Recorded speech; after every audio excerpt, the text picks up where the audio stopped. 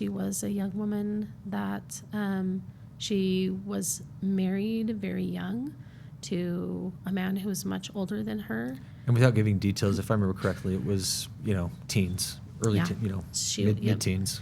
Yep, it was mid-teens, and he had promised to give her continued education, or had promised her family things. And I think he also had a first family, correct? The family didn't know about the that. first wife. They thought that she was the first wife, and the promise was that she would be given the opportunity to continue her education, which is something that happens a lot in that region. And when she entered into that marriage, she found out that there was a first wife and that she would not be able to continue her education. And he began to physically abuse her. When we say first wife, we're not talking about a first wife and a divorce. We're talking about an entire family that he had. First wife and children. That are still part of his life. Yeah. And she was now the second wife. And she was the second wife and was required to be like a servant, basically, in the home. And anyhow, he beat her badly enough and attempted to strangle her. And she was hospitalized because of that. And so, and before this happened, before the Taliban came, and she was able to secure a divorce, she went through that whole process, which is so brave in that country, because they could be killed by the family of her husband. And honor killing, correct? Yeah, an honor killing. Yeah. Mm-hmm.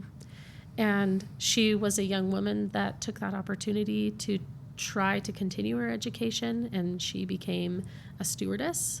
And she worked for an airline, and she was very beautiful, and she also became kind of the face of that airline.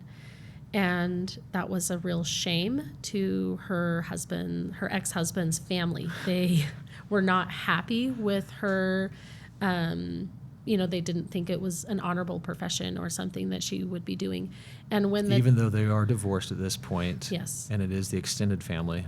Mm-hmm. They're the ones who are mad about this. They're mad about, her involvement. Yeah. And her being in media. So she was like in media campaigns for this airline. And after the Taliban came, one of the things that the Taliban did is they annulled all divorces. So former husbands could now have claim on their previous wives that had divorced them. And so we actually see a lot of those cases of women that are asking urgently for help because and actually one of the other cases that we're helping, the children of that marriage were taken away from the women. But in this particular case, the family was making a claim to have their marriage reinstated, and also making threats to her if she didn't come back that they would kill her. Because of the shame that she brought on that family. And now they had the legal grounds. Well, and something, actually, I wouldn't say legal grounds.